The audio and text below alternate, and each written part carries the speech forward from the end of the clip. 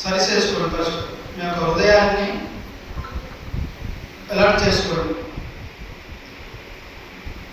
బయట ఉన్న సమస్యలన్నీ వదిలేసి దేవుని యొక్క వాక్యం పట్ల ఒక ఏకాగ్రత కలిగి ఉండే విధంగా, ఎలాంటి సాతాను సంబంధమైన శోధనలు, డిస్టర్బెన్స్ లేకుండా వాక్యం మన యొక్క హృదయంలోకి వెళ్ళే విధంగా మిమ్మల్ని మీరే ఈ యొక్క హృదయాన్ని అలర్ట్ చేసుకోండి.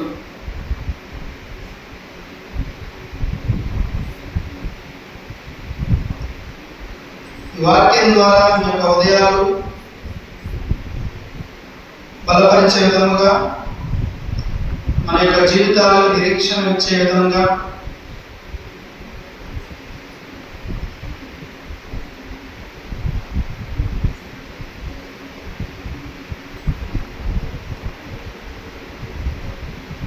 విలాప వాక్యములు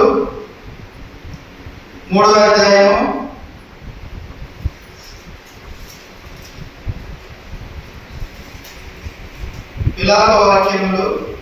3వ అధ్యాయము 21, 22, 23 వచనాలు ఈరోజు మన ధ్యానాంశంగా చూద్దాం.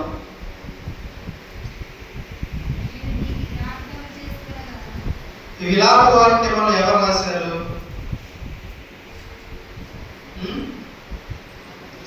చెప్పండి. ఈ విలాప వాక్యం ఎవరు రాశారు?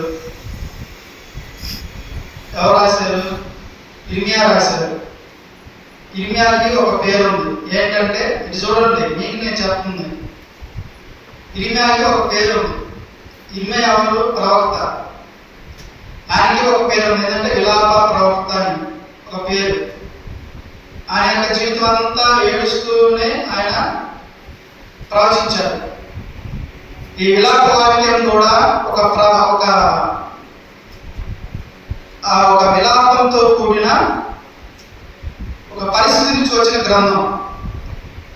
ఏంటంటే నెబుకద్నెజరు అనే రాజు ఆ యెరూషలేము పట్టణాన్ని ఆయన నాశనం చేసి అక్కడున్న ప్రజలని కొంతమంది చంపేసి కొంతమందిని ఏమో చెరలోకి తీసుకుని వెళ్తారు.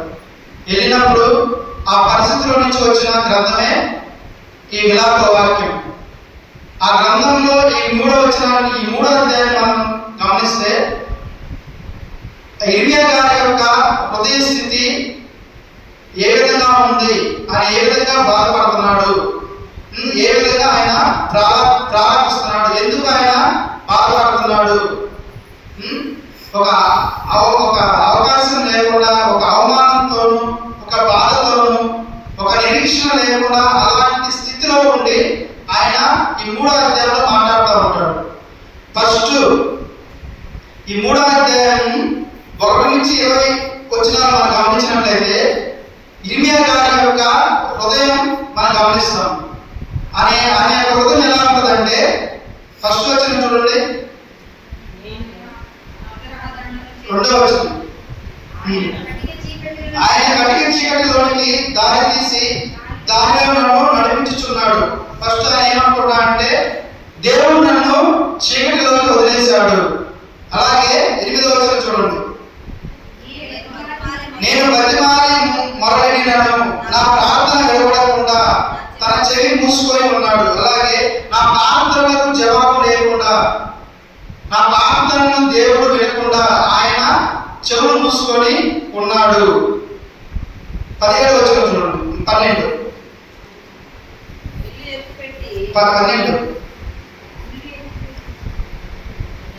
పైన 13 నాకు ద్రోహం లేకుండా చేసి నా యవ్వనమును విడదీసి ఉన్నాడు.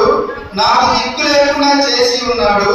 విల్లు ఎక్కుపెట్టి బాణము గురిగా ఆయన నన్ను నిలబెట్టి ఉన్నాడు. నాకు దారి అనేది లేకుండా చేశాడు. నాకు ఎటు పోవాలో, ఎటు నేను ఎన్ని జీవించాలో, ఎటు చేయాలని ఒక దిక్కు లేకుండా నన్ను దేవుడు వదిలేశాడని చెప్పేసి ఆయన చెప్తున్నాడు. అలాగే 17వ వచనం, నెమ్మదికి నాకును ఆయన బహు దూరం చేసి ఉన్నాడు. నాకు నా యొక్క జీవితానికి సమాధానం అనేది లేదు, నా యొక్క జీవితానికి నెమ్మది అనేది లేదనేది అనే స్థితిలో నన్ను వదిలేశాడు. అలాగే 18వ వచనం కూడా 18 మేలు నెమ్మది లేదు, నాకు మేలు లేదు. అలాగే నాకు బలం కూడినను అనుకొని యెహోవా యందు నాకు ఇంకా ఆశ లేదనుకుంటుని 20 ఎడతెగక నా ఆత్మ వాటిని జ్ఞాపకం చేసుకొని నాలో కృంగి ఉన్నాను. ఇక్కడ ఆ 1 నుంచి 20 వచ్చిన మనం గమనిస్తే ఇర్మియా గారి యొక్క హృదయ స్థితి అనేది ఏ విధంగా ఉందో మనం గమనిస్తాం. ఆయన ఏమంటున్నాడు? దేవుడు నన్ను బాధిస్తున్నాడు. 1వ వచనంలో ఆయన నన్ను ఆగ్రహదండం చేత బాధిస్తున్నాడు, నన్ను చీకటిలో వదిలేశాడు. నా జీవితానికి మేలుకరమైన జీవితం అనేది లేదు, నాకు నేను నివసించే దారి అనేది లేదు. అలాగే నా జీవితానికి శాంతి లేదు, సమాధానం లేకుండా నేను ఉన్నాను అని చెప్పేసి ఆయన పరిస్థితిని పట్ల ఆయన కృంగిపోయి ఆ మాటలు రాస్తున్నాడు. ఇదంతా ఒక భాగం. ఇక్కడి నుంచి మనం గమనిస్తే ఇప్పుడు బాధలో ఉన్న అలాంటి స్థితిలో ఉన్న ఇర్మియా, అలాంటి అవమానాన్ని అనుభవిస్తున్న ఇర్మియా, అలాంటి నిరాశ స్థితిలో ఉన్న ఇర్మియాకి నిరీక్షణ ఎలా పొందుకున్నాడు అనేది మనం చూస్తాం. ఈరోజు మనం చూడబోయే అంశం ఏంటంటే చీకటిలో ఉదయించిన నిరీక్షణ. చీకటిలో ఉదయించిన నిరీక్షణ అంటే చీకటి అంటే ఏంటి?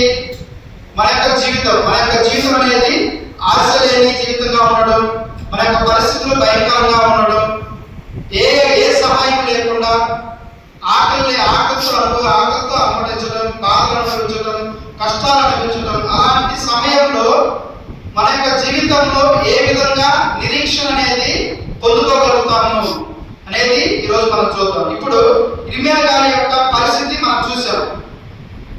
1 నుంచి 20 వచనంలో ఇర్మియా గారి యొక్క బాధ ఏంటి, ఆయన యొక్క అవమానం ఏంటి, ఆయన యొక్క అసహనం ఏంటి, అవన్నీ మనం చూసాం. ఇక్కడి నుంచి ఆయన అవన్నీ మార్చేసుకున్నాడు.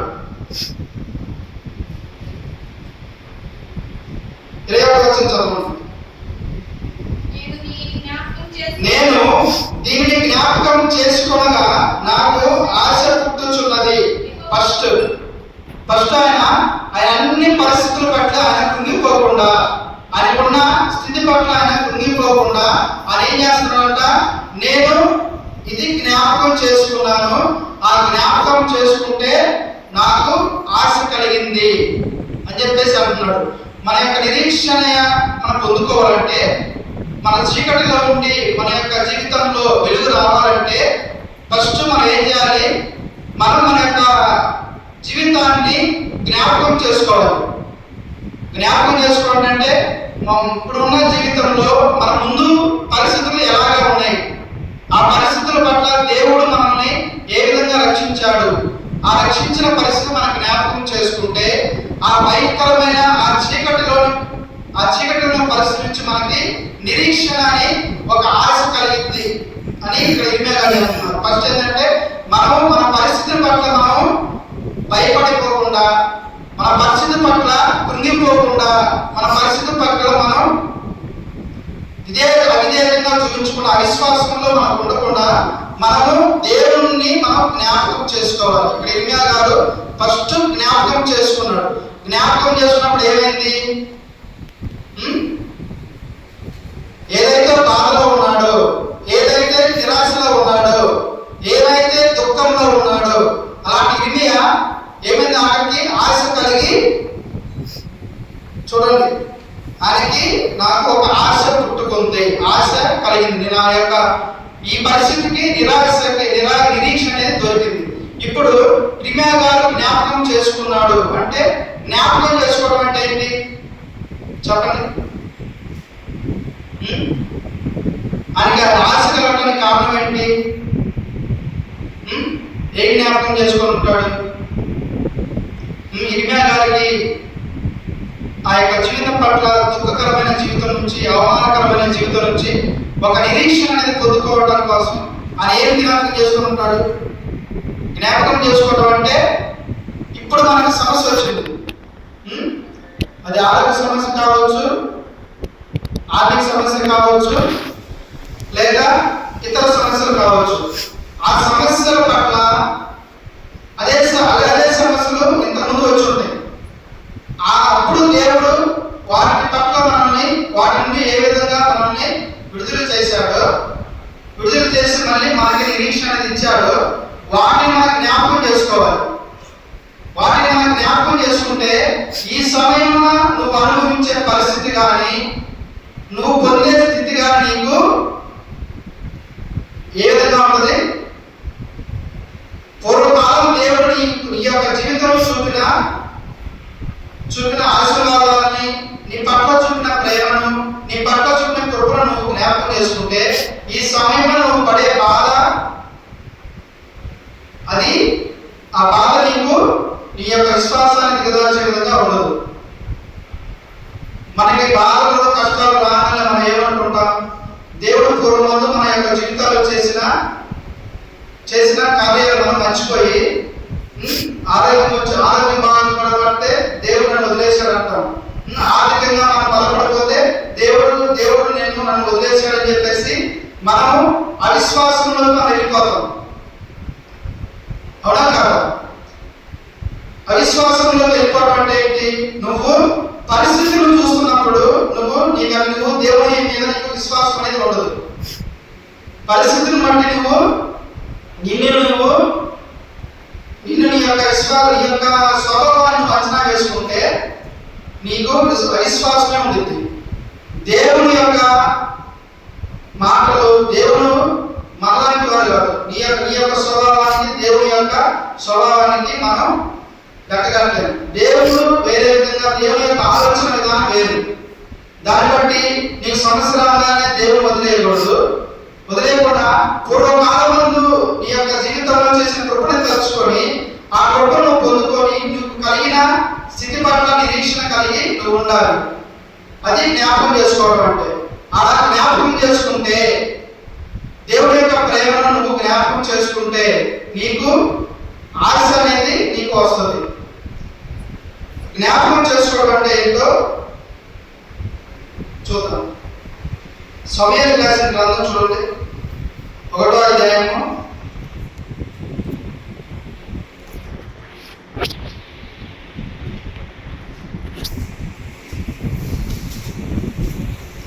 1వ సమూయేలు గ్రంథం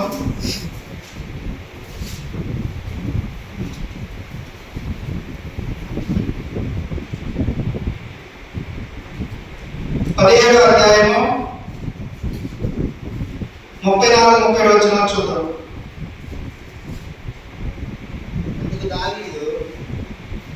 అందుకు దావీదు సౌలుతో ఇట్లనెను, మీ దాసుడైన నేను నా తండ్రి యొక్క గొర్రెలను కాయచుండ సింహమును ఎలుగుబంటి వచ్చి మందలో నుండి ఒక గొర్రెలను ఎత్తుకొని పోవచుండగా. ఇక్కడ సందర్భం ఏంటంటే, జ్ఞాపకం చేసుకోవడం అంటే ఏంటంటే, సౌలు గారు దావీదుతో మాట్లాడుతున్నాడు. ఏమని మాట్లాడుతున్నాడు?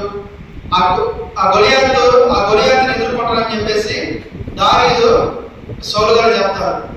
అప్పుడు సౌలు గారు ఏమంటారు? బాగుగా మన భాషలో మనం మాట్లాడుకునే విధానం బట్టి చెప్తారు. సౌలు గారు ఏమని అంటారు చెప్పండి? సౌలు గారు ఏమన్నారు? దావీదు, నీకేమైనా పిచ్చా లేకపోతే ఇంకా నిర్రా? నువ్వెంతున్నావు? ఆ గొలియాతు అంటున్నాడు. నువ్వు చూస్తేనేమో 4 అడుగులు ఉంటావు. ఆ గొలియాతు అంటున్నాడు. ఆ గొలియాతు ఆశానా బాబు, వాడి కాడ అన్ని పరికరాలు ఉన్నాయి, నీ దగ్గర ఏమీ లేవు. అలాంటి నువ్వు ఏమి నిస్సహాయ స్థితిలో ఉన్నావు. నువ్వు ఆ బలవంతుడైన ఆ ఆశానా బాబుడైన గొలియాతును ఏ విధంగా ఎదుర్కొంటావని చెప్పేసి ఆయన యొక్క విశ్వాసాన్ని ఆపే విధంగా సౌలు గారు ఉన్నారు. సౌలు గారు అప్పుడు దావీదు గారు ఏమన్నారంటే, అందుకు దావీదు సౌలుతో ఇట్లనెను, మీ దాసుడైన నేను నా తండ్రి యొక్క గొర్రెలను కాయచుండా సింహమును ఎలుగుబంటి వచ్చి మందలో నుండి ఒక గొర్రెలను ఎత్తుకొని పోవచుండగా. ఇప్పుడు దావీదు గారి యొక్క స్థితిని మనం ఏ విధంగా చూస్తాం? ఇప్పుడు సౌలు గారు దావీదుకి ఆ మాట చెప్పాడు. సౌలు గారి యొక్క రియాక్షన్ ఎలా ఉంటుంది? మామూలుగా చెప్పండి. సౌలు గారి యొక్క రియాక్షన్ ఏమంటే ఎలా ఉంటుంది చెప్పండి. భయపడుతుంటాడు, అది ఎలా ఉంటాడు మామూలుగా చెప్పండి. ఇప్పుడు ఒక వ్యక్తి మన దగ్గరికి వచ్చి నువ్వేం చేయలేవు, నువ్వెంత చేసినా కానీ వాళ్ళు ఎదుర్కోలేవు, ఆ సమస్యను ఎదుర్కోలేవు అని చెప్పేసి మనకి కృంగదీసే విధంగా ఉంటారు. అక్కడ సౌలు గారు కూడా దావీదు గారికి భయాన్ని కలిగించే విధంగా మాట్లాడుతున్నాడు. ఆ గొలియాతుని నువ్వు ఎదుర్కోలేవు, వాడు చాలా పొడుగున్నాడు, వాడి దగ్గర అన్ని ఆయుధాలు ఉన్నాయి, నువ్వు ఆలోచనలో వాడు, నువ్వేం చేస్తావు అని చెప్పేసి దావీదు అన్నప్పుడు దావీదు ఏమన్నాడంటే ఆయన నవ్వుకొని ఉంటాడు. అవునా కాదు? నవ్వుకొని ఏమని మాట్లాడతారంటే, సౌలు నీకు ఒక విషయం చెప్తాను విను. ఏంటంటే ఆ విషయం, నేను గొర్రెలు కాసేటప్పుడు సింహం వచ్చింది. సింహం వచ్చినప్పుడు ఏం చేశాడు చెప్పండి? సింహం వచ్చినప్పుడు ఇది ఎన్ని రోజులు ఎప్పటి నుంచి రికార్డు ఉన్నారు కదా. సింహం వచ్చినప్పుడు ఏం చేశాడు? చంపేశాడు. నెక్స్ట్ ఏం వచ్చింది? ఎలుగుబంటి వచ్చినప్పుడు దాన్ని కూడా చంపేశాడు. అలాంటి స్థితిలో దేవుడు నన్ను ఉంచాడు. ఇవన్నీ నా బలంతో నేను చేయాలి. సింహాన్ని ఎదిరించాను, ఎలుగుబంటిని ఎదిరించాను, అవన్నీ నా బలంతో నేను చేయాలి. అవన్నీ చేయడానికి కారణం ఏంటంటే నా దేవుడు చేశాడు. దేవుడు చేస్తేనే నేను చేయగలిగాను. అలాంటి స్థితిలో దేవుడు నన్ను వాడుకున్నాడు. అలాంటి భయంకరమైన స్థితిలో నన్ను దేవుడు గెలిపించాడు. అలాంటి సమయాన్ని, అలాంటి స్థితి నుంచి దేవుడు కాపాడితే ఆఫ్టర్ ఈ గొలియాతు గాడు ఎంత అని చెప్పేసి సౌలు గారితో దావీదు గారు అంటారా లేదా? అని అంటాడు కదా. సౌలు గారు చెప్తున్నారు, నువ్వేం చేయలేవు వాడు చాలా పొడుగున్నాడు, వాడికి అన్ని ఆయుధాలు ఉన్నాయి, నువ్వేం చేస్తావు చిన్న పిల్లవాడు అంటే, వాడు ఎంత పొడుగున్నా, వాడి దగ్గర ఎన్ని ఆయుధాలు ఉన్నా, వాడి కాదు లేదంటే జీవన దేవుని యొక్క సహాయం అనేది వాడు లేదు. వాడికి అన్నీ ఉన్నాయి. వాడికి యుద్ధ పరికరం ఉండొచ్చు, వాడు ఐటిగా ఉండొచ్చు, వాడు కొలిసే దేవత, వాడికి అంతమంది దేవదూతలు ఉండొచ్చు, కానీ నాకు జీవనమైన దేవుడు ఉన్నాడు కాబట్టి వాడు నన్ను ఏం చేయలేడని చెప్పేసి గొలియాతు దావీదు యుద్ధం చేస్తాడు. యుద్ధం చేసి గెలుస్తాడా లేదా? గొలియాతు ఏమంటాడు దావీదు వస్తుంటే? చెప్పండి గొలియాతు ఏమంటాడు దావీదు వస్తుంటే? రా, నేను ఏమైనా కుక్కను అనుకుంటున్నావు, ఏంటి కళ తీసుకున్నావు, ఏమంటే వస్తున్నావు లేదా అంటాడే. అంత పెద్ద వ్యక్తిని కొట్టడానికి చిన్న ఒడిసి తీసుకుని వస్తుంటే గొలియాతు ఏమంటాడు? దావీదు నీకు ఎంత అహంకారము, ఎంత గర్వం, నేను ఎంత ఉంటే, నా చేతులు ఇన్ని ఆయుధాలు ఉంటే నువ్వు ఆటలో కళ తీసుకుని వస్తావు, నేను కుక్కను అనుకున్నావు లేదా ఏమనుకున్నావు అని చెప్పేసి దావీదుని అంటా ఉంటాడు. దావీదు ఏమంటాడు? నీకు ఆయుధాలు అవసరం కావచ్చు, నీ అనగా 100 మంది, 1000 మంది, కోట్ల మంది దేవతలు ఉండొచ్చు, కానీ నాకు సజీవుడైన దేవుడు నాకు ఉన్నాడు కాబట్టి కంపల్సరీగా నేను నిన్ను ఓడిస్తానని చెప్పేసి దావీదు సౌలుతో చెప్పి గొలియాతును ఒక్క దెబ్బకు పడేస్తాడు. ఇక్కడ మనం ఏం గమనించాలి? దావీదు గారు గెలవడానికి కారణం ఏంటి? ఆయన జ్ఞాపకం చేసుకున్నాడు. గొలియాతుకి దావీదుకి ఒక యుద్ధం జరుగుతుంటే సౌలు గారు దావీదు యొక్క విశ్వాసాన్ని ఆపుతుంటే దావీదు ఏం చెప్తున్నాడు? సౌలు గారు ఏ భయపడద్దు, నేను సింహాన్ని ఎదిరించాను, ఎలుగుబంటినే నేను ఎదిరించాను, ఎందుకంటే దేవుడు నాకు తోడుగా ఉన్నాడు. అలాగా ఆయన యొక్క విషయాన్ని ఆయన జ్ఞాపకం చేసుకున్నాడు. అలాంటి విషయాన్ని జ్ఞాపకం చేసుకున్నాడు కాబట్టి ఈ గొలియాతుతో యుద్ధం అనేది ఆయనకి ఏమైంది? గొలియాతు అనేవాడు ఆటలాగా కుక్కలాగా చూశాడు. ఎలుగుబంటిని చంపినోడికి, సింహాన్ని చంపినోడికి ఇంకా గొలియాతు ఎలా ఉన్నాడంటే కుక్కలాగా ఉన్నాడు. అలాగే మన యొక్క జీవితంలో సింహం లాంటి సమస్యలు రావచ్చు. సమస్యలు అనేవి ఒక విధంగా రావు. సింహం లాగా వచ్చి, ఇప్పుడు దావీదుకి ఏమొచ్చింది సమస్య? ఒకసారి సింహం రూపంలో వచ్చింది, ఇంకొకసారి ఎలుగుబంటి రూపంలో వచ్చింది, ఇంకోసారి గొలియాతు రూపంలో వచ్చింది. అలాగే మనకు కూడా సమస్యలు అనేవి సింహం లాంటివి అంటే ఆర్థిక సమస్యలు రావచ్చు, ఒకసారి ఆరోగ్య సమస్యలు రావచ్చు, ఒకసారి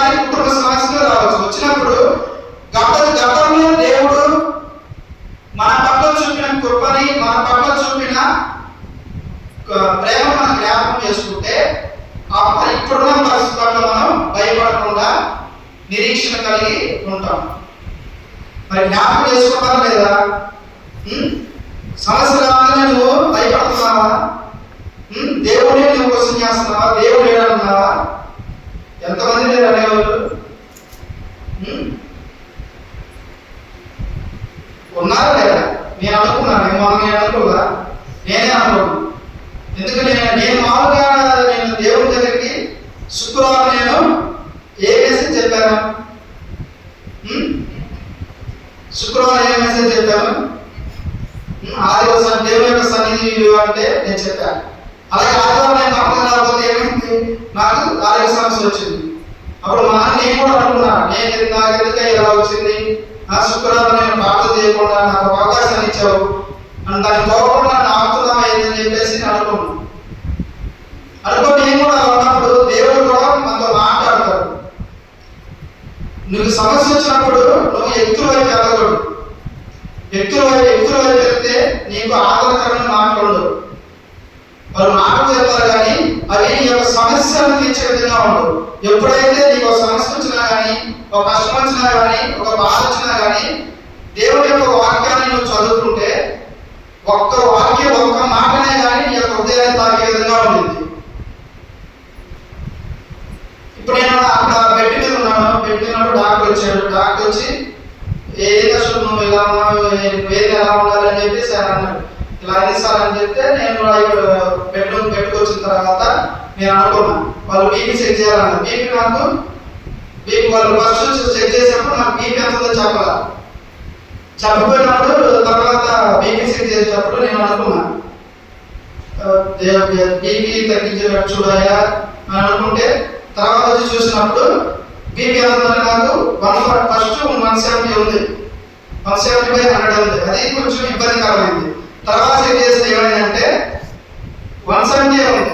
మళ్ళీ మూడోసారి 10 గంటలకు నేను చెక్ చేస్తే అప్పుడు నేను అనుకున్నా అంటే ప్రార్థన చేసుకోవాలి. నా పుస్తకం ఒకటే నేను డౌన్లోడ్ చేసుకొని ఆ పుస్తకం చదువుకుంటే ఆ పుస్తకంలో ఒక మాట వచ్చింది. అది ఇంగ్లీష్ పుస్తకం. ఆ పుస్తకం నేను చదువుకుంటే ఏమైందంటే నీ యొక్క హృదయాన్ని బంధించే వాటర్ ఏమిటనే పుస్తకం, అది ఇంగ్లీష్ లో ఉంటుంది.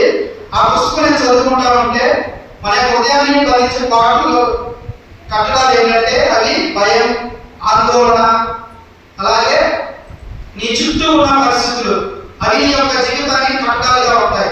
వాటిని ఏ విధంగా ఛేదించాలని చెప్పేసి ఆ బుక్ చదువుకుంటే ఆ బుక్ లో ఒక మాట ద్వారా దేవుడు నాతో మాట్లాడాడు. ఏమన్నా మాట అసలు ఆ బుక్ చదవాల్సిన అవసరం లేదు. అప్పుడు నేను మామూలు బైబిల్ చదువుకున్నాను అనుకోని చూస్తే ఆ బుక్ చదువుకోమని చెప్పినట్టు వచ్చింది. ఆ బుక్ ఓపెన్ చదువుకుంటే నువ్వు దేనికి భయపడకు, ఇప్పుడున్న సమస్యను భయపడకు అని చెప్పేసి వచ్చింది. వచ్చి బీపీ చూస్తే ఎంత ఉంది? నాకు 130/97 ఉంది. 130/97 ఉంది. తర్వాత మళ్ళీ ఆర్ట్ చూద్దామని చెప్పేసి ఈసీజీ ఎలా వచ్చారు. ఈసీజీ ఎలా వస్తే ఏమైంది? ఒకసారి బీపీ పెరిగితే ఆర్ట్ ప్రాబ్లం ఉన్నా కానీ బీపీ పెరిగింది. మరి బీపీ పెరిగితే ఆర్ట్ ఈసీజీ వస్తే అప్పుడు కూడా అనుకున్నా నాకు ఏమి లేకుండా చూడాలని చెప్పేసి అనుకుంటే ఈసీ చూస్తే అది నార్మల్గానే ఉంది. అప్పుడు మనం ఏం చేయాలంటే మన వాక్యం, ఒక చిన్న వాక్యం కూడా దేవుడు మనతో మాట్లాడతాడు. అది నువ్వు నమ్మాలి. నమ్మితే ఆ వాక్యం దేవుని యొక్క మాట అనేది, దేవుని యొక్క ప్రేమ అనేది ఆ చిన్న మాట ద్వారా మనతో మాట్లాడతాడు. ఆ క్షణమే నీకు నిరాశ నుంచి ఒక సంతోషకరమైన ఫీలింగ్ అనేది కలిగింది. అది నేను అనుభవించాను కాబట్టి నీకు చెప్తున్నాను.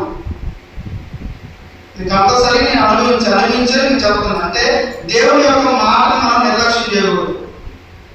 కాబట్టి ఇక్కడ ఏం చేయాలి?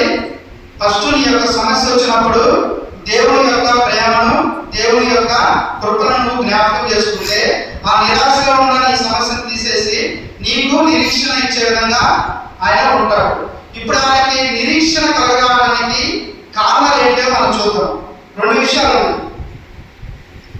ఇర్మియా గారికి నిరాశ నుంచి, ఆ భయంకరమైన స్థితి నుంచి, ఆ అవమానకరమైన స్థితి నుంచి ఆయన నిరీక్షణ కలగడానికి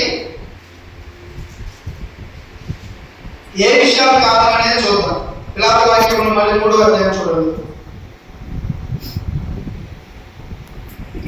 విలాప వాక్యములు 3వ అధ్యాయము 22వ వచనం. యెహోవా కృపగలవాడు, ఆయన వాత్సల్యత ఎడతెగక నిలుచున్నది కనుక మనము నిర్మూలము కాకుండా వారము. చదవండి, మళ్ళీ 2 సార్లు చదవండి. పెద్ద చదవాలి, అందరూ చదవండి, పెద్దగా చదవాలి. ఇద్దరు వాయిస్ పడుతున్నారు, పరిశుద్ధ వాయిస్, మరిన వాయిస్. మిగతా వాళ్ళు మాత్రం బైబిల్ లేవు. మీకు ఉన్నాయా లేదా? బైబిల్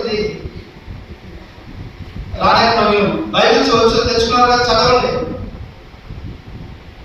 చదవండి. పరిశుద్ధ వాయిస్ పడుతుంది. చదువు. యెహోవా కృపగలవాడు, ఆయన వాత్సల్యత నిలుచున్నది కనుక మనం నిర్మూలము కాకుండా వారము. అందరూ ప్లేస్గా చెప్పండి పెద్దగా. ఫస్ట్ ఈ నిరీక్షణ కలగడానికి ఏంటిది? 2 కారణాలు చెప్పండి. ఏంటంటే దేవుని యొక్క ఏంటిది? కృప. దేవుడు కృపగలవాడు, అలాగే ఆయన వాత్సల్యత లాంటిదంట నిరంతరం ఉన్నది. 2 విషయాలు ఏంటి? దేవుని యొక్క కృప, దేవుని యొక్క కనికరం. ఈ 2 విషయాలు ఉండటం వల్ల ఆ నిరాశలో ఉన్న ఇర్మియా గారి యొక్క స్థితి నుంచి నిరీక్షణ అనేది వచ్చింది. ఇప్పుడు కృప అంటే ఏంటి? కనికరం అంటే ఏంటి? దేవుడు కృపగలవాడు అని చెప్పేసి ఇర్మియా గారు చెప్తున్నారు. దేవుడు కృపగలవాడు, అలాగే ఆయన కనికరము నిరంతరంగా ఉంటుంది. కాబట్టి నాకు నిరీక్షణ, నా యొక్క నిరాశ నుండి నాకు నిరీక్షణ వచ్చింది. యెహోవా కృపగలవాడు అంటే ఆయన చేతిలో నన్ను ఇంకా పట్టుకొని ఉన్నాడు. నేను దేవుని ఎదిరించిన, నా పరిస్థితిని చూసి దేవునికి నేను వ్యతిరేకంగా ఉన్నా, నా పరిస్థితి పట్ల నేను భయపడినా, నా పరిస్థితి పట్ల నేను అవమానపరంగా నేను ఉన్నా కానీ దేవుడు నన్ను వదిలేయలేదు. నా చేతిలో, ఆయన చేతిలో గట్టిగా పట్టుకున్నాడు అని చెప్పేసి పౌలు ఇర్మియా గారు చెప్తున్నారు. అంటే యెహోవా కృపగలవాడు, అలాగే యెహోవా కనికరం చూపేవాడు. ఆయన కృప చూపిస్తాడు, కనికరం చూపిస్తాడు. కృప అనేది ఎలా ఉంటుంది? కృప చూపించడం అంటే ఏంటి? ఇప్పుడు ఇర్మియా గారు ఏమనుకున్నారు? ఫస్ట్ దేవుడు నన్ను వదిలేశాడు, నాకు మార్గం లేకుండా చేశాడు, నాకు బాధ కలిగిస్తున్నాడు, నాకు సమాధానం లేకుండా చేస్తున్నాడు, నా యొక్క జీవితానికి సంతోషం లేకుండా చూస్తున్నాడు. ఒక నెగిటివ్ థాట్ లో ఉన్నాడు ఇర్మియా. తర్వాత దేవుని జ్ఞాపకం తెచ్చుకొని దేవుడు కృపగలవాడు అంటే నాకు అర్హత లేకపోయినా కానీ ఆయన నన్ను వదిలేవాడు కాదు. నేను వదిలేయవచ్చు. దేవుని యొక్క స్వభావం ద్వారా, నా యొక్క అవిశ్వాసం ద్వారా దేవుడు నన్ను వదిలేయవచ్చు. కానీ ఆయన నిరంతరం నన్ను పట్టుకొని ఉన్నాడు. అలాగే నా యొక్క జీవితం మీద ఆయన కనికరం కలిగి ఉన్నాడు. కాబట్టి ఆయన యొక్క జీవితం ఎప్పుడు నిరాశలో ఉండదు. నా యొక్క జీవితం ఎప్పుడు నిరీక్షణ కలిగి ఉంటుందని చెప్పేసి ఇర్మియా గారు గొప్ప మాట చెప్తున్నారు. కృప అంటే ఏంటి చెప్పండి? అర్హత లేని వారు అర్హతించబడు. ఒక వస్తువు మనం పొందుకోవడానికి మనకి అర్హత లేదు, కానీ అర్హత లేకపోయినా కానీ ఆ వస్తువు మన దగ్గరికి రావడమే కృప. దాన్ని ఎలా చెప్తారు చెప్పండి? ఇప్పుడు సీఎం వెళ్తున్నాడు, కారులో వెళ్తున్నాడా? సీఎం కారులోకి మనం వెళ్ళి కూర్చుంటామా? సీఎం పక్కన కూర్చొని ఆయన కారులో ప్రయాణించాలని నాకు లేదు. కానీ సీఎంఏ వచ్చి మన చేయి పెట్టుకొని ఆయన పక్కన కూర్చోబెట్టుకుంటే అప్పుడు ఏమైంది? కృప. అలాగే పాపం పట్ల నువ్వు దేవుడికి దూరమై ఉన్నావు, దేవుడిని విడిచేశావు. అలాగే నీ యొక్క జీవితానికి నువ్వే నిన్ను బాధ్యత చేయకుండా దేవుడు నీ యొక్క పాపాన్ని ఆయన భుజాలకు తెచ్చుకొని ఆ పాపానికి సరిపోవాల్సింది మనం, ఆ పాపానికి అర్హులు మనం. కానీ మనల్ని దేవుడు మనకు రక్షణ కలగడానికి ఆయన మన అర్హులు కాకపోయినా కానీ మనల్ని ఆయన రక్షించాడు. అది దేవుని యొక్క కృప. అంటే ఇక్కడ ఇర్మియా గారు కూడా దేవుని కృపగలవాడు. ఆయన నేను నా యొక్క పరిస్థితి పట్ల దేవుని నేను వ్యతిరేకంగా ఉన్నా, నేను కుంగిపోయినా, నేను వదిలేసినా కానీ దేవుడు కృపగలవాడు అంటే నన్ను ఆయన బలంగా పట్టుకొని ఉన్నాడు. బలంగా పట్టుకొని నా మీద కన్ను చూపిస్తా ఉన్నాడు, కనికరం చూపిస్తా ఉన్నాడు అని చెప్పేసి ఇర్మియా గారు అంటారు. దేవుని కృప అంటే ఏంటో యెషయా గ్రంథం చూడండి. యెషయా గ్రంథం 43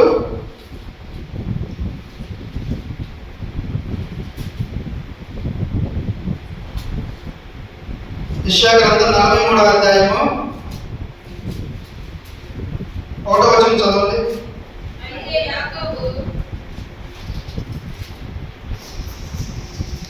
అయితే అది కలిపి చదవాలి. అయితే చదువు. అయితే యాకోబు నిన్ను సృజించిన వాడకు యెహోవా, ఇశ్రాయేలు నిన్ను నిర్మించిన వాడు ఇలాగా సెలవిస్తున్నాడు, నేను నిన్ను విమోచించి ఉన్నాను, భయపడకము, పేరు పెట్టి నిన్ను పిలుచుచున్నాను, నీవు నా సొత్తు.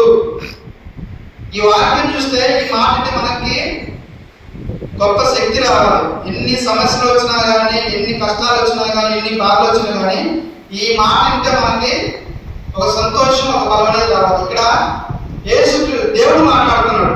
ఏమని మాట్లాడుతున్నాడంటే, యాకోబు నిన్ను నేను సృజించాను, నా స్వరూపంలో నేను నిన్ను సృజించాను, నా యొక్క లక్షణాలతో నేను నిన్ను సృజించుకున్నాను, అలాగే నువ్వు ఈ విధంగా ఉండాలని చెప్పేసి నేను నిర్మించుకున్నాను, కాబట్టి నిన్ను విమోచించాను. విమోచించడం అంటే ఏంటి? బయటపడేశాడు. బయటపడే ఇప్పుడున్న పరిస్థితి నుంచి నిన్ను బయటపడేసాడు. ఇప్పుడున్న పరిస్థితి నిన్ను బయట తీసుకొచ్చాను, నీతో ఒక తండ్రి లాంటి సంబంధాన్ని నేను కలిగి ఉన్నాను, నీకు రక్షణ ఇచ్చాను అంటే విమోచించడం. అలాగే దేవుడు ఏం మాట్లాడుతున్నాడంటే, నేను సృజించాను, నిన్ను నిర్మించాను, అలాగే నిన్ను విమోచించాను, కాబట్టి నువ్వు భయపడద్దు. నువ్వెందుకు భయపడతావు? నా పట్ల నాకు నీ యొక్క జీవితం మీద, నీ యొక్క వ్యవహార శైలి మీద నాకు ఒక అవగాహన అనేది ఉంది. కాబట్టి ఏ సమస్య వచ్చినా నువ్వు భయపడద్దు, చింతించొద్దు, నీ యొక్క విశ్వాసాన్ని బలహీనపరచుకోవద్దు. ఎందుకంటే నేను పేరు పెట్టి నిన్ను పిలుచుచున్నాను, నీవు నా సొత్తు. పేరు పెట్టి పిలుస్తున్నా అంటే మనం పేరు పెట్టి ఎవరు పిలుస్తారు? పక్కన వచ్చిన నిరాశ పెట్టి ఊరుకుంటావా? చెప్పు, తను ఊరుకుంటావా? నేను ఊరుకోనుగా. నా సొంత వాడైతేనే, నా ఫ్రెండ్ అయినా, నా ఫ్రెండ్ కావచ్చు, నా తమ్ముడు కావచ్చు, నా అన్న కావచ్చు, ఎవరైనా నా పేరు పెట్టి పిలిస్తే నేను పలుకుతాను. ఎవడో పక్కన వచ్చి రే అశోక్ అనిపిస్తున్న పలుకుతావా? పలుకున్నారు. అలాగే దేవుడు ఏమంటున్నాడంటే, నువ్వు నీ యొక్క పేరును నేను నా యొక్క చేతి మీద నేను చెక్కుకున్నానంటే పచ్చబొట్టు అంటారు కదా, దేవుడు పచ్చబొట్టు వేసుకున్నాను కాదు, ఇలా పచ్చబొట్టు వేసుకుంటారు కదా కొంతమంది, ఇంకా అలాగే ఉండిపోతుంది. అలాగే నీ యొక్క పేరును నా ఆశ్చర్యంగా చెప్పుకున్నాను, నువ్వు నా సొత్తు, కాబట్టి నువ్వు దేనికి భయపడాల్సిన అవసరం లేదు. నీ యొక్క జీవితం మీద ఒక అవగాహన నాకు ఉంది. నీ యొక్క జీవితం మీద నీ యొక్క జీవితాన్ని నేను నిర్మించను, కాబట్టి నువ్వు ఎలా ఉండాలి, నువ్వు ఎలా నడవాలి, నువ్వేం చేయాలనేది ప్రతి ఒక్క అవగాహన నాకు ఉంది. కాబట్టి నీకున్న పరిస్థితి పట్ల నువ్వు భయపడవద్దు. నేను నిన్ను నా చేతి మీద నేను చెప్పుకున్నాను, అలాగే నువ్వు నా సొత్తు, నా సంబంధం కాబట్టి భయపడద్దని చెప్పేసి దేవుని యొక్క కృప అనేది, దేవుని యొక్క విమోచన అనేది, దేవుని యొక్క విడుదల అనేది ఈ ఒక్క మాటలో మనం చూస్తాం. దేవుని యొక్క కృప అంటే అది. ఇక్కడ ఏం మాట్లాడుతుందంటే, నీకు వచ్చిన సమస్యల పట్ల నువ్వు భయపడవద్దు. ఎందుకంటే ఆయన నువ్వు బాధపడతావని తెలుసు, నువ్వు కృంగిపోతావని తెలుసు, నువ్వు శోధన అనుభవిస్తావని తెలుసు, కానీ అవన్నీ నీకు ఎందుకు ఇచ్చాడు దేవుడు? నీకు ఒక ఆరోగ్య సమస్య ఇచ్చాడు, ఒక ఆర్థిక సమస్య ఇచ్చాడు, అవన్నీ ఎందుకు ఇచ్చాడు దేవుడు? దేవుడు మంచివాడు కాదని ఇచ్చాడా? పేతురు 1వ పత్రికలో ఏమని చెప్పండి? నీకు సమస్యల్లో నీకున్నాయంటే ఆ సమస్యల నుండి ఒక వజ్రం లాగా, ఒక బంగారం లాగా బయటకు రావాలని చెప్పేసి నీకు పరీక్షలు అనేవి వస్తాయి.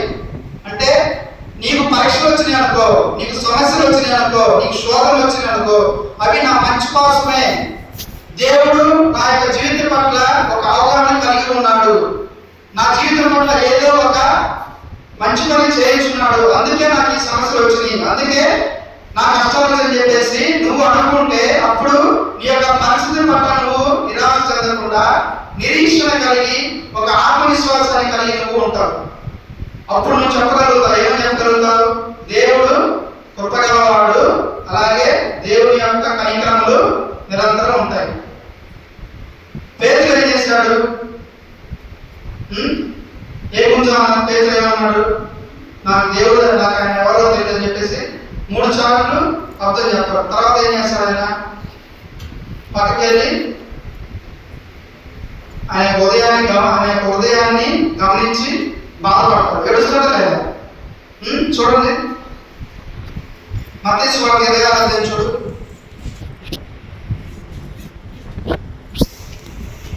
10 నిమిషాలు నేను వ్యాపిస్తాను. 26వ అధ్యాయం మత్తయి సువార్త 26వ అధ్యాయం 75వ వచనం చూడండి.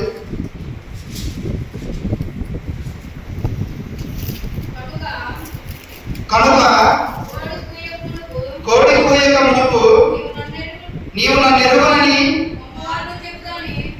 ముమ్మారు చెప్పదవని యేసు తనతో అనే మాట పేతురుకు జ్ఞాపకం తెచ్చుకొని వెలుపలకు పోయి సంతాపపడి ఏడ్చెను. అంటే ఏంటంటే ఇప్పుడు దేవుడు యేసుక్రీస్తు ప్రభువు ఎవరైతే దేవుడు పేతురు చెప్పాడు. చెప్పి ఆ పరిస్థితిని గమనించుకున్న ఆయన అబద్ధవాడని చెప్పేసి ఆయన పశ్చాత్తాపం పొందుకొని ఏడ్చాడు. ఇప్పుడు పేతురు అలాగే పశ్చాత్తాపం పొందకుండా ఏడకుండా వెళ్ళిపోతే దేవుడు ఆయన వాడుకునేవాడా? చెప్పండి. తర్వాత అదే పేతురుతో దేవుడు మాట్లాడతాడా? దేవుడు మనకు 3 సార్లు మాట్లాడు, నువ్వు నన్ను ప్రేమిస్తున్నావా, నువ్వు నన్ను ప్రేమిస్తున్నావా, నువ్వు నన్ను ప్రేమిస్తున్నా అని చెప్పేసి ఆయన 3 సార్లు దేవుడు నేను తెలియదు అని పేతురు చెప్తే దేవుడు 3 సార్లు నువ్వు నన్ను ప్రేమిస్తున్నావు అంటాడు. పేతురు కూడా ప్రేమిస్తున్నావు ప్రభు అంటాడు. మళ్ళీ నువ్వు ప్రేమిస్తున్నావు అంటాడు. ప్రేమిస్తున్నావు ప్రభు అని 3 సార్లు అంటాడు. అలాగే ఆయన రిపెంట్ అయ్యి ఆయన చేసిన దేవునికి అవిశ్వాసమైన ప్రవర్తన ఆయన తెలుసుకుని ఆయన హృదయాన్ని పశ్చాత్తాపం పొందుకొని దేవుని దగ్గరికి వచ్చాడు. కాబట్టి ఆయన గొప్ప ఏమయ్యాడు? ఏ విధంగా చేశాడు పేతురుగా, ఏ విధంగా పేతురుగా మనం చూసాము. అలాగే మనం కూడా మనం చేసిన పనుల పట్ల, మనకున్న పరిస్థితి పట్ల మనం వెనక్కి తిరగజారిపోకుండా దేవుడు కృపగలవాడు కాబట్టి, దేవుడు కనికరం గలవాడు కాబట్టి మనం దేవుని యొక్క సన్నిధానంలోకి మనం వెళ్తే, మన యొక్క జీవితం పట్ల పశ్చాత్తాపం కలిగి మనం వెళ్తే దేవుడు మన పట్ల కృప చూపేవాడుగా ఉన్నాడు. అది కృప కలిగేవాడు. అంటే ఇర్మియా గారు ఏం చెప్తారంటే, నేను జ్ఞాపకం చేసుకున్నప్పుడు నా యొక్క జీవితానికి, నా హృదయానికి నిరాశ నుండి నిరీక్షణ వచ్చింది. ఎందుకంటే దేవుడు కృపగలవాడు కాబట్టి, ఆయన నన్ను వదిలేయలేదు కాబట్టి, అలాగే దేవుడు కనికరం కలగవాడు కాబట్టి ఆయన చెప్తున్నాడు. 3వ విషయం చూడండి. ఈ ఒక్క మాట చెప్పి చూస్తాం, ముగించేసుకున్నాం. ఇలాగ వాక్యములు 3వ అధ్యాయము 23వ వచనం.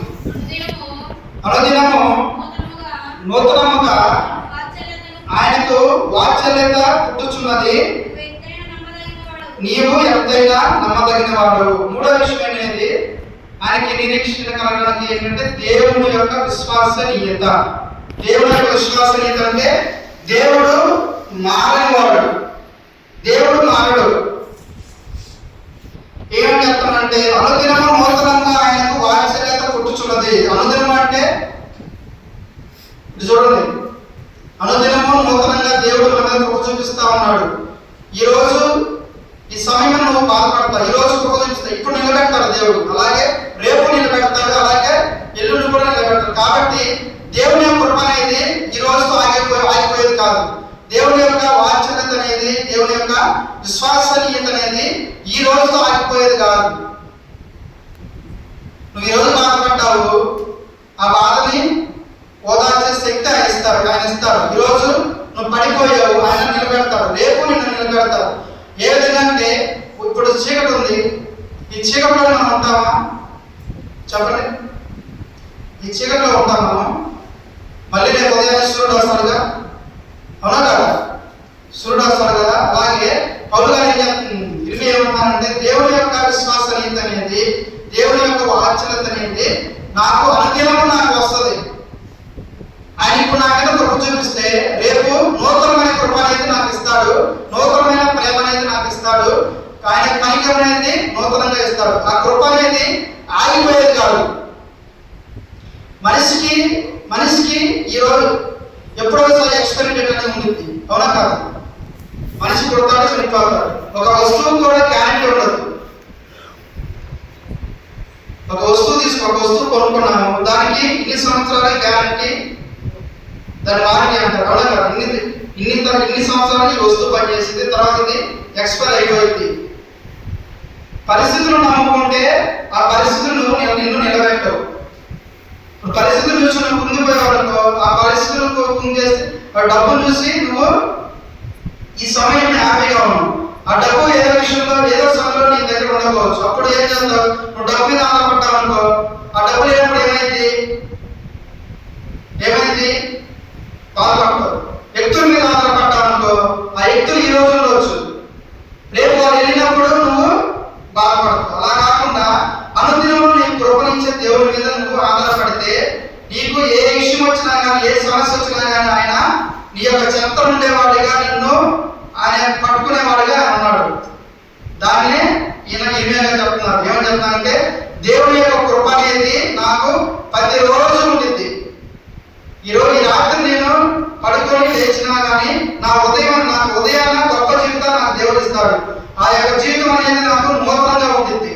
కాబట్టి నా యొక్క స్థితి పట్ల నాకు నిరాశ లేదు, నా స్థితి పట్ల నాకు నిరీక్షణ కలిగింది, నా యొక్క జీవితం పట్ల సంతోషం ఉంది, నా యొక్క జీవితం పట్ల ఆనందం ఉందని చెప్పేసి ఇర్మియా గారు చెప్తున్నారు.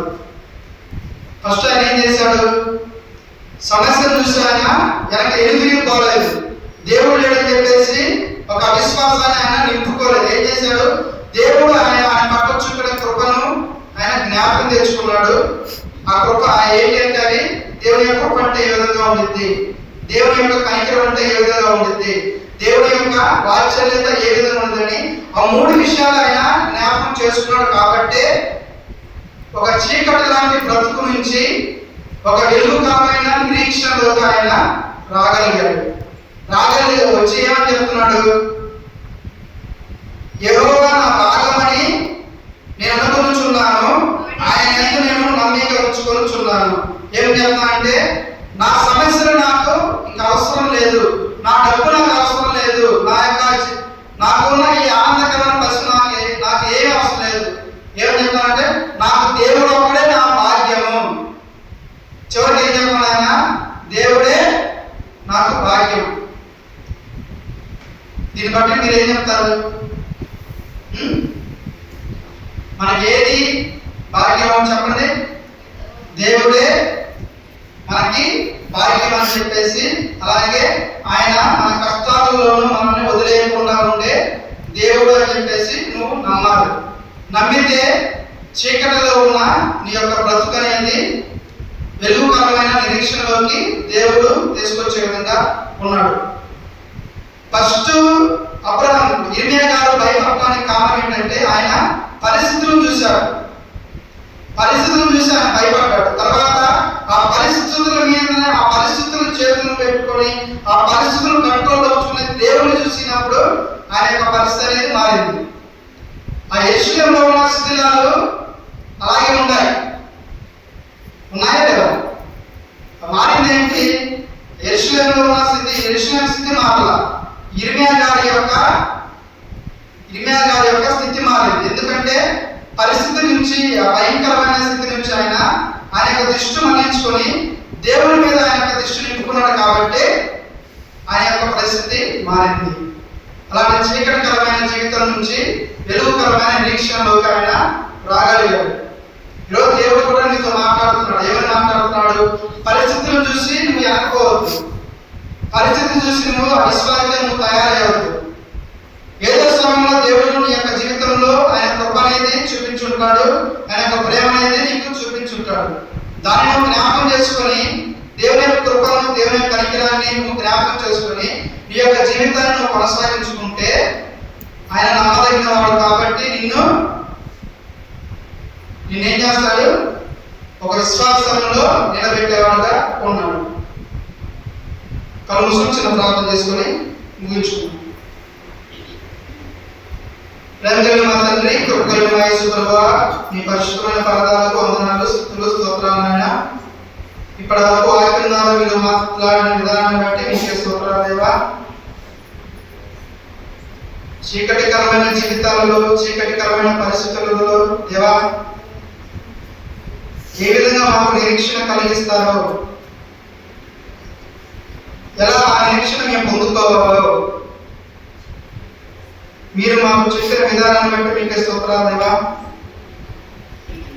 మేము మా పరిస్థితుల పట్ల మేము కృంగిపోకుండా,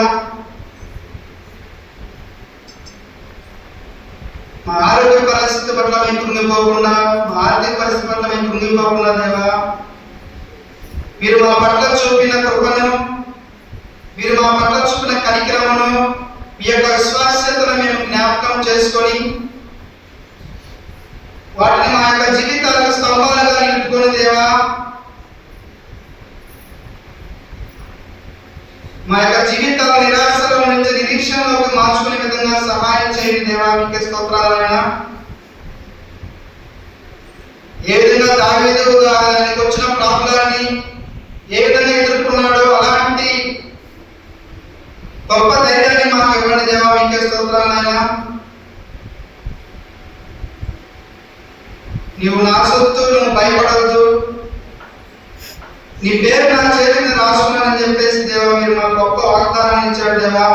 ఆ వాగ్దానం పట్ల మేము స్థిరంగా ఉండి, ఆ వాగ్దానం పట్ల మేము భయపడకుండా ఉండి, మీ యొక్క వాగ్దానాన్ని మేము పొందుకొని మేము ధైర్యంగా మా యొక్క పరిస్థితుల్లో నిలబడే విధంగా సహాయం చేయమని ఇక్కడ వచ్చిన ప్రతి ఒక్కరిని జ్ఞాపకం తెచ్చుకోండి దేవా. మీకే స్తోత్రాలైనా. వారు ఏ సమస్యలతో మీ యొక్క మందిరానికి వచ్చి, మీ యొక్క సన్నిధానానికి వచ్చి, మీ యొక్క పాదాల చెంతకు చేరి ఉన్నారు, వారి యొక్క హృదయాలను మీరే గమనించి దేవా, వారిని బలపరచండి దేవా. వారి నిరీక్షణ లేకపోతే నిరీక్షణ కలిగించండి. వారు అనుభవించే పరిస్థితుల పట్ల, వారి ఆరోగ్యం పట్ల, వారి ఆర్థిక పరిస్థితుల పట్ల దేవా, ప్రతి ఒక్క దాని పట్ల మీరే సహాయం చేసి వారిని నిలబెట్టండి దేవా. మీకే స్తోత్రాలు దేవా. ఇంకా ఎవరైతే దేవా రాలేక దూరం అయిపోయి ఉన్నారో దేవా, వాళ్ళందరినీ జ్ఞాపకం తెచ్చుకోండి దేవా. వారి యొక్క హృదయాలతో మీరే మాట్లాడండి దేవా. మీ యొక్క విలువ తెలిసి, మీ యొక్క ప్రేమ తెలిసి, మీ యొక్క గొప్ప తెలుసుకోవడం దేవా. మీ యొక్క సన్నిధానానికి రాకుండా ఇంకా ఈ లోకంలో జీవించేవారు ఉన్నారు దేవా. మీకే స్తోత్రాలు దేవా. వాళ్ళందరినీ రక్షించండి. వాళ్ళందరితో మీరే మాట్లాడే దేవా. వాళ్ళ మనసు మార్చి దేవా. మీ యొక్క సన్నిధానం వచ్చే విధంగా సహాయం చేయండి దేవా. మీకే స్తోత్రాలు ఆయన. అలాగే దేవా మీ యొక్క దాసు వాడడం విధానం అంటే మీకే స్తోత్రాలు దేవా. ఈ సమయంలో మీరు నా యొక్క ఆరోగ్యం పట్ల మీరు చూపిన కృప అంటే మీకే స్తోత్రాలు దేవా. ఈ సమయం మీ యొక్క వాక్యాన్ని బోధించడానికి మీరు నాకు ఇచ్చిన ఆరోగ్యం పట్ల, మీరు నాకు ఇచ్చిన ధైర్యం పట్ల మీకే స్తోత్రాలు దేవా. ఇంకా మా యొక్క సంఘంలో, మా సంఘాన్ని ఇంకా గొప్పగా మీ యొక్క జీవితాల్లో మేము పాల్గొనే విధంగా, మీ యొక్క విశ్వాసంలో మేము పాల్గొనే విధంగా మీరే మాకు సహాయం చేయమని ఇక్కడికి వచ్చే ప్రతి ఒక్కరిని మీరే దీవించమని దేవా. మా ప్రభు రక్షకుడు యేసుక్రీస్తు ప్రభువారి పరిశుద్ధమైన నామములో అడిగి వేడుకుంటున్నాను తండ్రి. ఆమేన్.